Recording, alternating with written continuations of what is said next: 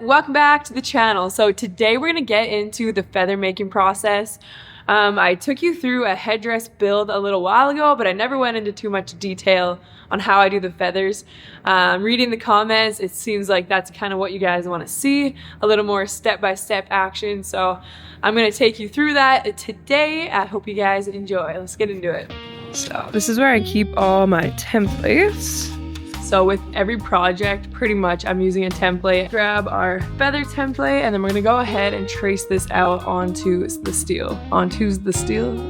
Moving shops pretty soon and building a proper steel rack, but until then. Hello MTV and welcome to my crib. Over here we have a lovely pile of garbage.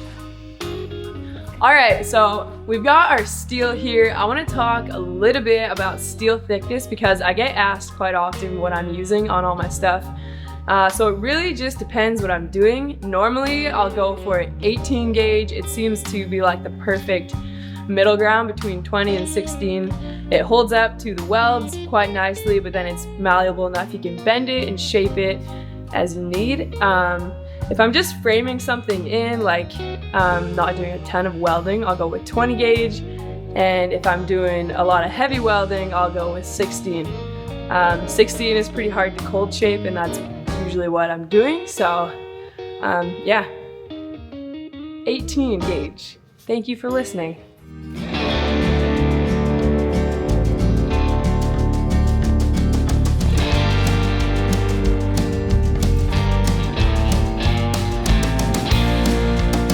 We got this thing traced out. We are going to head to my plasma cutter, turn my compressor on, and cut this thing out.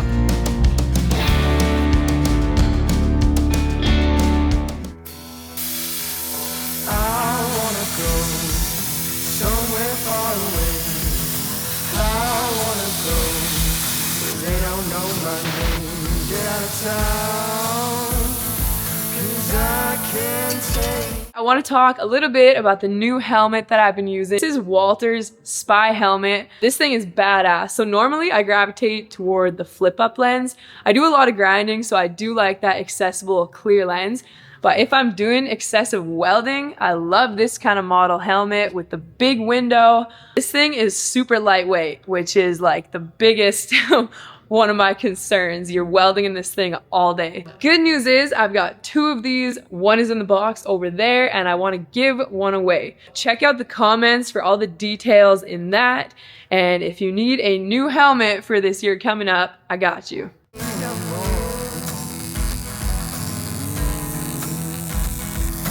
This old town's got nothing left for me.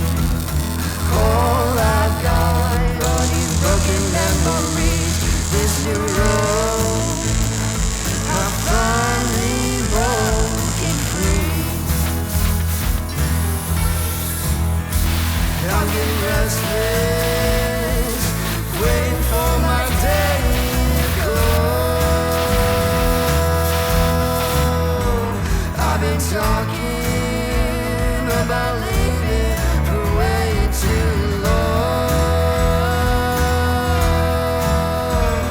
From this point, I like to add in like the bone. I'm gonna use, normally I use this just small little rod. I think this is like 1/8 rod, and I'll just tack it to the feather and then clean it up. And yeah, again, just really depends like what you want to do with the feather from this point. So I very seldomly just leave it this raw steel color. Most of the time I'll go in and hit it with a patina. I'll usually heat it up with propane, spray a bit of this on it. It just kind of gives it like a really cool rusted look to it. Usually I use Steel FX. I'm trying out a new one. Here it is. Sculpt Nouveau. This stuff works pretty good. This is Midnight Black. I have like an assortment of colors, but yeah, that's how I do it. I'll head and attach some pictures of what it looks like after the patina.